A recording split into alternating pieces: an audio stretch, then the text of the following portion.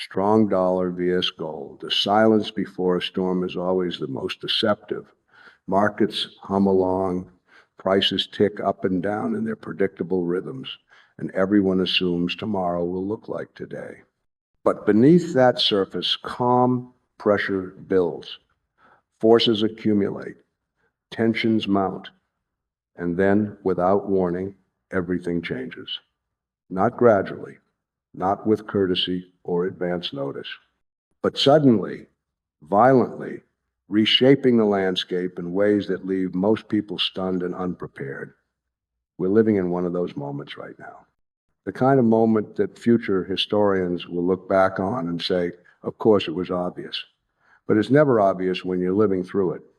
It's only obvious in hindsight when the patterns have already played out and the consequences are already written into the record.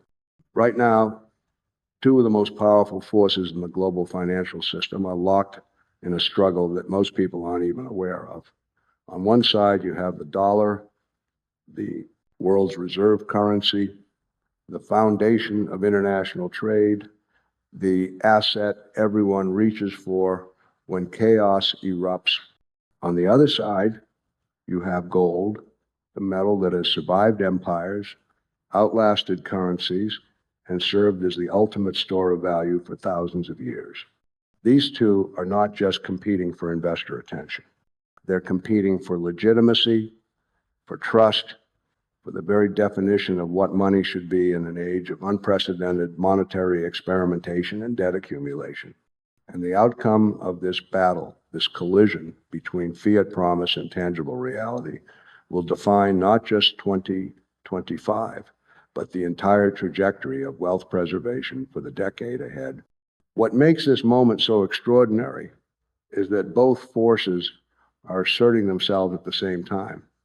The dollar is strong, surging against other currencies, attracting capital flows from around the world.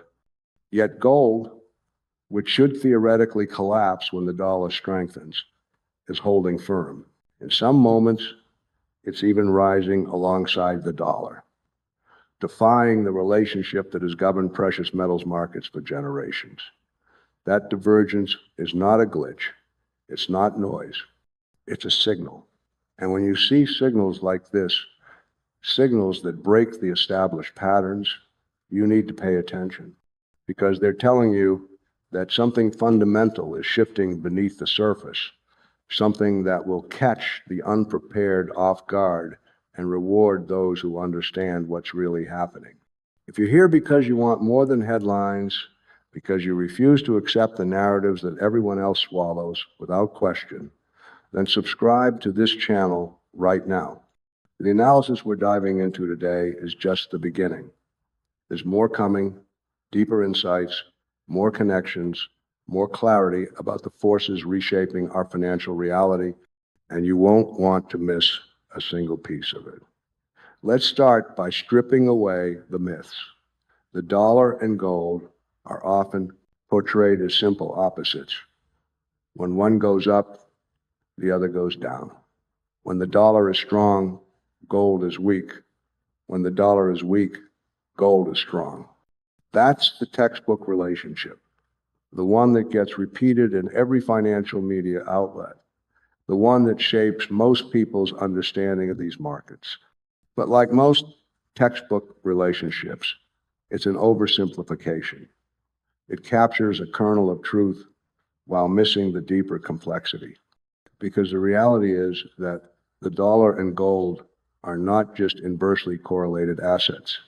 They are competing philosophies about what gives money its value, about where trust should reside, about whether the foundation of wealth should be governmental promises or tangible scarcity. The dollar derives its power from a network effect that took decades to build. After World War II, the United States emerged as the dominant economic and military power. The Bretton Woods Agreement established the dollar as the anchor of the global monetary system, initially backed by gold, and later, after 1971, backed by nothing but faith and institutional momentum. That transition from gold-backed to pure fiat was a monumental shift, one that fundamentally changed the rules of the game. Suddenly, the dollar's value was determined not by how much gold sat in Fort Knox, but by the world's collective belief in the stability and credibility of the United States. That belief has held for more than 50 years. It has survived oil shocks, financial crises, wars, and policy mistakes. But belief, no matter how entrenched, is fragile.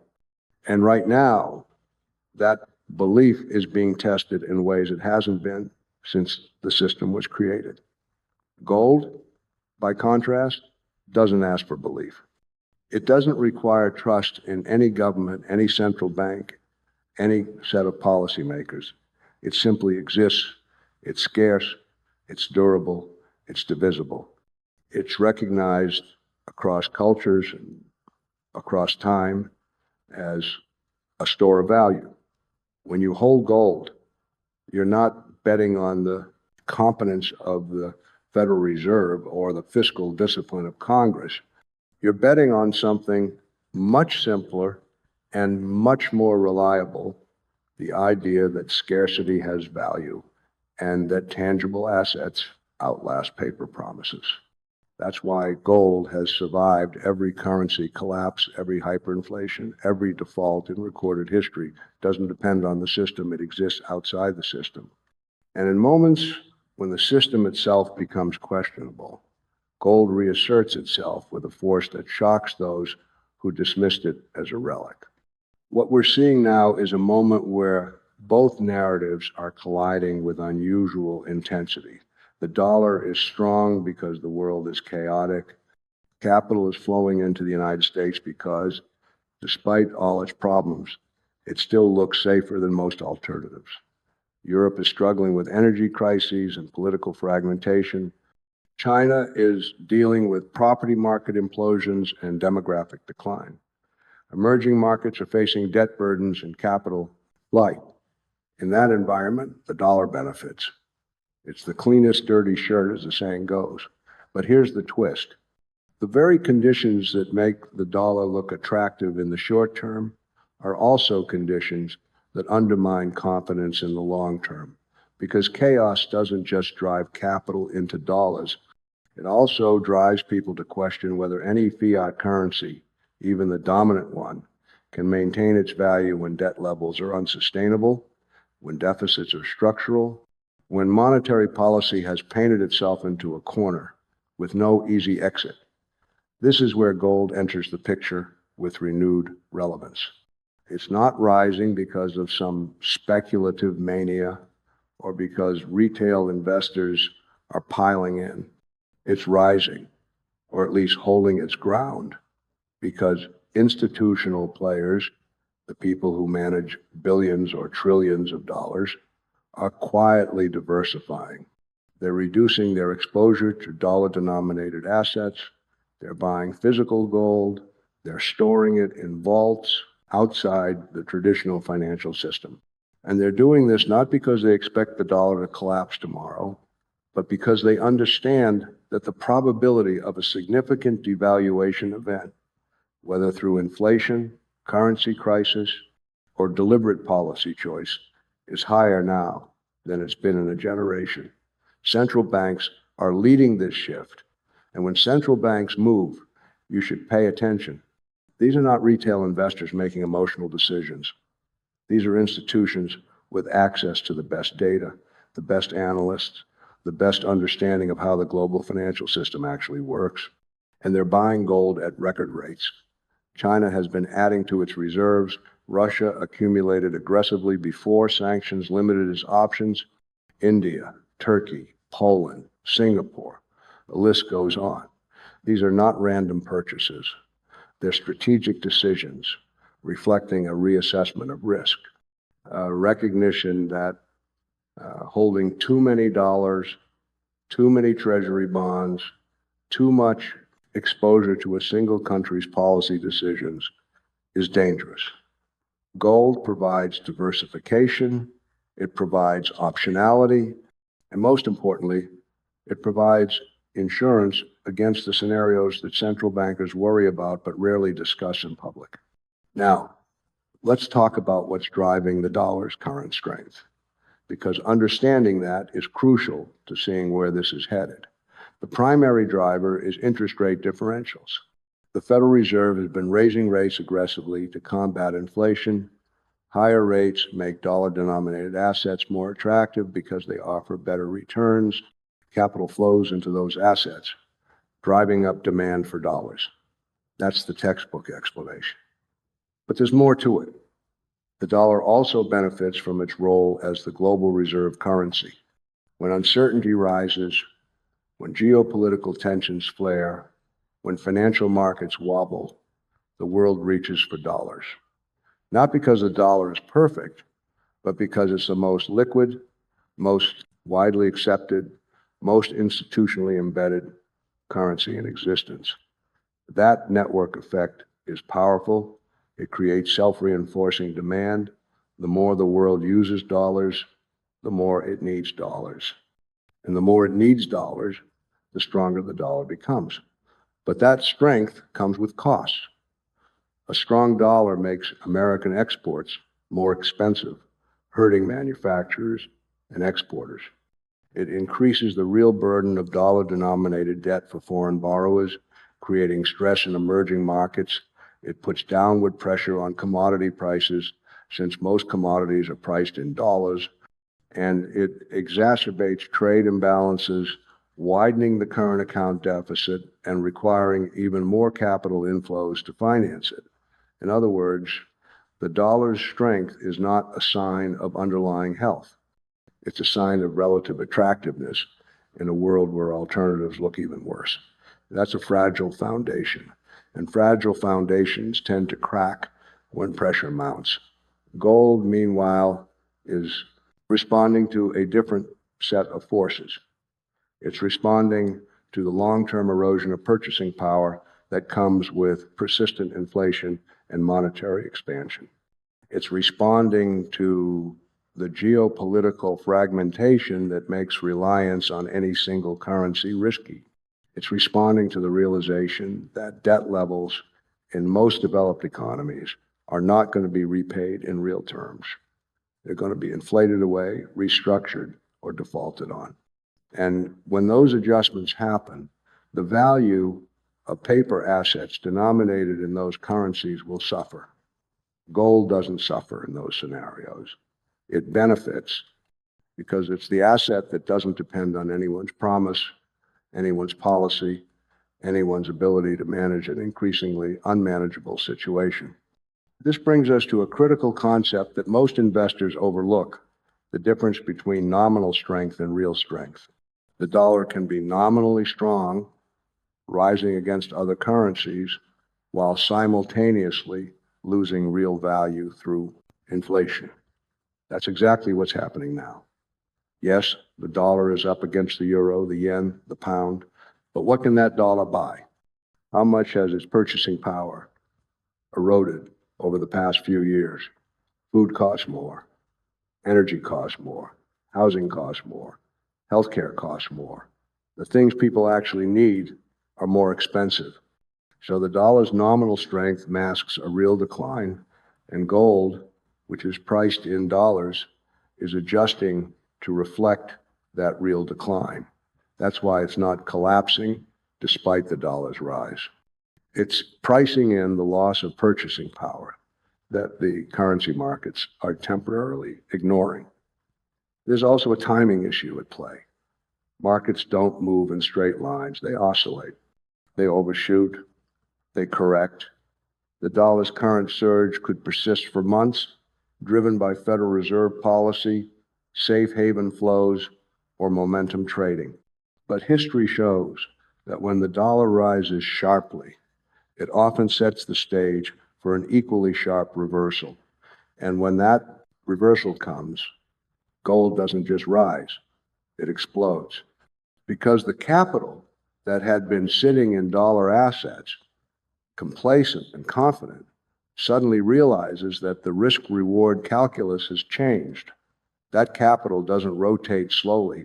It moves in waves, in surges, driven by fear, by momentum, by the herd instinct that dominates financial markets, and gold, being a relatively small market compared to equities or bonds, reacts violently to those flows. Let me give you some historical context, because this pattern has played out before. In the late 1970s, the dollar was weak, inflation was raging, and gold surged to what were then unimaginable levels. Then Paul Volcker took over the Federal Reserve, raised interest rates into the stratosphere, crushed inflation, and strengthened the dollar. Gold collapsed, falling for 2 decades. But that collapse wasn't the end of the story. It was a consolidation, a long period where gold rebuilt its base while the world accumulated more debt, more leverage, more dependency on low interest rates. When the financial crisis hit in 2008, gold began rising again, not because of inflation initially, but because of fear. Fear that the financial system was on the brink, fear that central banks would be forced to print money on an unprecedented scale, and they did. Quantitative easing became the norm, balance sheets expanded, and gold rose for more than a decade, reflecting the erosion of confidence in fiat currencies. Now we're in the next phase of that cycle. The debt accumulated after 2008 hasn't been paid down. It's been rolled over, expanded, made worse. The monetary expansion that was supposed to be temporary has become permanent. And the consequences, higher inflation, currency instability, geopolitical tension, are starting to manifest. The dollar's current strength is a defensive reaction to those consequences. But it's not a solution, it's a temporary reprieve. And when the reprieve ends, when the Federal Reserve is forced to pivot, either because the economy weakens or because the political pressure to ease becomes overwhelming, the dollar will fall and gold will rise. Not gradually, but sharply, catching most investors off guard. This is why positioning matters now, not later. By the time the move is obvious, by the time financial media is running headlines about gold hitting new highs, the opportunity will have passed. The smart money, the money that understands cycles, the money that reads the signals instead of waiting for confirmation, is positioning now. They're buying gold while it's still undervalued relative to the risks in the system. They're diversifying away from dollar-heavy portfolios. They're preparing for a world where the rules change, where the assumptions that held for decades no longer apply. But let's not pretend this is simple. The relationship between the dollar and gold is complex, influenced by multiple variables that interact in nonlinear ways. Interest rates matter, inflation expectations matter, geopolitical events matter, investor sentiment matters, central bank policy matters, and all of these factors are shifting simultaneously, creating a dynamic that's difficult to predict with precision. That's why the approach here is not about prediction, it's about preparation. It's about understanding the range of possible outcomes and positioning yourself so that you benefit regardless of which path we take. If the dollar continues to strengthen and gold falls, you'll be glad you didn't go all in on precious metals. If the dollar weakens and gold surges, you'll be glad you held enough to capture that move. The goal is balance, resilience, optionality. Let's talk about real yields for a moment, because this is one of the most important concepts in understanding gold's behavior. Real yields are the difference between nominal interest rates and inflation. When real yields are positive, meaning interest rates are higher than inflation, holding gold has an opportunity cost. You're giving up the income you could earn from bonds or other yielding assets. When real yields are negative, that opportunity cost disappears. In fact, holding gold becomes attractive because it preserves purchasing power better than cash or bonds that are losing value in real terms. Right now, real yields have been moving higher as the Federal Reserve raises rates faster than inflation is falling. That should be bearish for gold. And yet, gold is resilient. Why? Because the market is looking beyond the immediate data. It's pricing in the likelihood that real yields won't stay positive for long. Either inflation will reaccelerate, or the Fed will be forced to cut rates, or both. And when that happens, gold will benefit dramatically. There's also a psychological component that can't be ignored. Markets are driven by narratives, by stories that participants tell themselves about what's happening and why. Right now, the narrative is all about the Fed being tough on inflation, about the dollar being strong, about risk assets needing to be sold. But narratives shift. They shift quickly. All it takes is one unexpected data release, one policy statement, one geopolitical event, and suddenly the story changes. The Fed goes from being tough to being cautious. The dollar goes from being strong to being overextended. Gold goes from being boring to being essential. Those narrative shifts are what drive the biggest moves in markets. And they're impossible to time with precision. That's why you position ahead of time. You don't wait for the narrative to shift. You prepare for the shift while everyone else is still locked into the old story. Now, let's consider the geopolitical dimension, because this is where things get really interesting. The dollar's dominance has always been tied to American power, economic, military, institutional. But that power is not what it used to be. Economically, the United States is still the largest economy, but its share of global GDP has been shrinking for decades. China is rising. India is rising. Other powers are emerging. Militarily, the U.S. remains dominant, but its ability to project that power without consequence is diminishing. Institutionally, the trust that underpinned the post-World War II order is fraying. Other countries are questioning why they should hold most of their reserves in dollars when the U.S.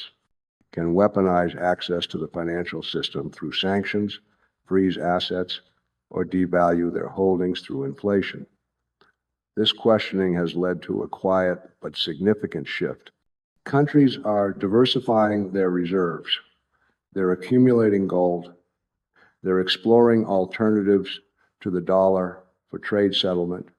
They're building parallel financial systems that reduce reliance on Western institutions. This isn't happening overnight. It's a slow process, but it's happening, and the more it happens, the weaker the dollar's network effect becomes, because the power of the dollar isn't just about the size of the U.S. economy. It's about the fact that everyone else uses it. If that usage declines, even gradually, the dollar's dominance starts to erode. And as it erodes, gold becomes more attractive as a neutral alternative that doesn't depend on any single country's policy or power. There's a scenario worth considering, one that most people dismiss as too extreme, but that's actually more plausible than it seems. Imagine a world where the dollar loses its reserve currency status. Not completely, not overnight, but gradually, as other countries use it less for trade, hold it less in their reserves, trust it less as a store of value. In that world, the demand for dollars falls, the value of the dollar falls, and the assets priced in dollars, stocks, bonds, real estate, all face pressure. Gold, by contrast, would surge, not because it's doing anything, but because it's the alternative, the asset that isn't tied to any one country's fate. That scenario isn't science fiction. It's a potential outcome of the forces already in motion. And the fact that central banks are preparing for it tells you that it's not as far-fetched as it might sound. But even if that extreme scenario doesn't play out, even if the dollar remains dominant for decades to come, the intermediate path is still one where gold performs well. Because the intermediate path involves continued debt accumulation, continued monetary expansion, continued erosion of purchasing power, the dollar might stay on top, but it will be a weaker dollar, a dollar that buys less, a dollar that requires more units to purchase the same goods and services. And in that environment, gold's role as a store of value becomes more important, not less. Let's shift to the practical implications for investors, because theory is useful only if it translates into action. If you're holding a portfolio that's heavily weighted toward dollar-denominated assets, stocks, bonds, cash, you're making a bet. You're betting that the dollar will maintain its value, that inflation will remain controlled, that the Federal Reserve can navigate this environment without major mistakes. That might be a good bet, but it's still a bet. And like all bets, it carries risk. The question is whether you're being compensated for that risk. Are the potential returns worth the exposure? Or are you simply following the herd, holding what everyone else holds because it feels safe and familiar? Gold offers a different kind of bet. It's a bet against complacency. It's a bet that the current system, as stable as it appears, carries hidden fragilities. It's a bet that the long-term trajectory of debt and money creation will eventually catch up with us, and when it does, tangible assets will outperform paper promises. That bet doesn't require you to abandon traditional assets. It just requires you to allocate enough to gold that if the bet pays off, it meaningfully improves your outcome. For most investors, that means somewhere between 5 and 20% of their portfolio. Not so much that you're making an all or nothing wager, but enough that it matters. There's also the question of how to hold gold. Physical gold, coins and bars, offers the most security. It's yours. It's tangible. It doesn't depend on any counterparty, but it's less liquid and harder to trade. Gold ETFs offer convenience and liquidity, but they come with counterparty risk. In a crisis, when the system is under stress, you want to know that your gold is actually there, not just a claim on a pool of gold that might or might not be accessible. The right answer depends on your situation, your risk tolerance, your time horizon, but the principle is the same. You want exposure to gold in a form that aligns with your broader investment goals and risk profile. Let's also talk about silver, because it deserves mention in any discussion of precious metals. Silver has many of the same properties as gold. It's a store of value, a hedge against currency debasement, a tangible asset outside the financial system, but it also has more industrial applications, particularly in electronics and renewable energy. That dual nature makes silver more volatile than gold. When sentiment turns positive, silver often outperforms. When sentiment turns negative, it often underperforms. For investors willing to accept that volatility, silver can be a powerful complement to gold. It offers leverage to the precious metals thesis without requiring speculation in mining stocks or derivatives. Now, let's address a common objection. Some people argue that gold is a barbarous relic, an outdated concept in a modern financial system. They point to its lack of yield, its lack of utility beyond jewelry and industrial applications, its inability to generate cash flow. And on the surface, those arguments sound reasonable, but they miss the point. Gold's value doesn't come from what it does. It comes from what it is. It's scarce, it's durable, it's universally recognized, and most importantly, it's independent of the financial system. That independence is precisely what makes it valuable in times of stress, because when the system itself is the problem, you need assets that exist outside the system. There's also the argument that in a true crisis, gold won't help because governments will confiscate it or ban its ownership. That happened in the United States in 1933, when President Roosevelt signed an executive order requiring citizens to turn in their gold. But even then, there were exemptions for collectible coins, and many people found ways to hold on to their gold. More importantly, the fact that governments resort to such measures is itself evidence of gold's value. They wouldn't bother confiscating it if it weren't a threat to their control. And in today's world, with global markets, digital communication, and decentralized storage options, confiscation is much harder to implement.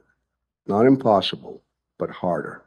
And even the risk of confiscation is a reason to diversify, to hold some gold domestically and some offshore, some in physical form and some in ETFs, so that no single point of failure can wipe out your entire position.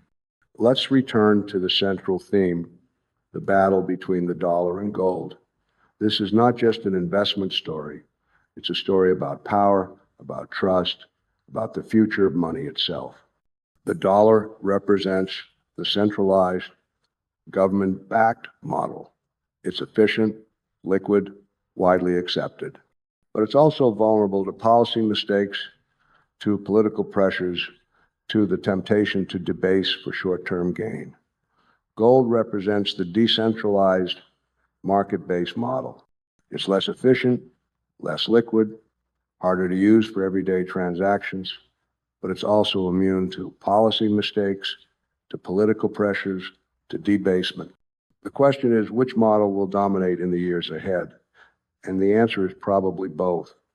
The dollar won't disappear, but its dominance will weaken, and gold will reclaim more of the role it once played, not as the primary medium of exchange, but as the ultimate store of value, the asset you hold when everything else feels uncertain. In 2025, that tension is reaching a critical point. The dollar is strong, but the foundations of that strength are shaky. Gold is holding firm, but it hasn't yet made the kind of move that signals a full shift in sentiment. We're in the middle phase, the phase where both forces are asserting themselves, where the outcome is still uncertain, where the battle is being fought beneath the surface. This is the phase where positioning matters most. Because once the outcome becomes clear, once one side or the other gains decisive advantage, the opportunity to position advantageously will have passed. Here's what you need to understand. The strong dollar versus gold dynamic is not a binary choice. It's not about picking one and betting everything on it. It's about recognizing that both forces are important, that both will play a role in shaping the future, and that your portfolio should reflect that reality. You need exposure to the dollar, to dollar-denominated assets, because they're still the most liquid, most widely used, most institutionally embedded. But you also need exposure to gold, because it's the hedge, the insurance, the protection against the scenarios where the dollar's dominance weakens or its value erodes. The investors who thrive in the years ahead won't be the ones who made the perfect prediction. They'll be the ones who prepared for multiple outcomes, who understood the forces at play, who positioned themselves with balance and discipline. They'll be the ones who bought gold when it was out of favor, who held it through the volatility, who understood that its value lies not in what it does day to day, but in what it represents over the long term. And they'll be the ones who, when the battle between the dollar and gold finally resolves, find themselves on the right side of history. Remember, this content is educational and not financial advice. The goal is to help you think more clearly, to see the patterns that others miss, to understand the forces shaping markets so you can make better decisions. What you do with that understanding is up to you. But the one thing you cannot afford is complacency. The battle is real, the stakes are high, and the outcome will define the financial landscape for a generation. The strong dollar versus gold showdown in 2025 is not just another market event. It's the event, the collision, that will determine what money means, where value resides, and who emerges prepared for the world that's coming. The question is not whether you'll be affected, Question is whether you'll be ready.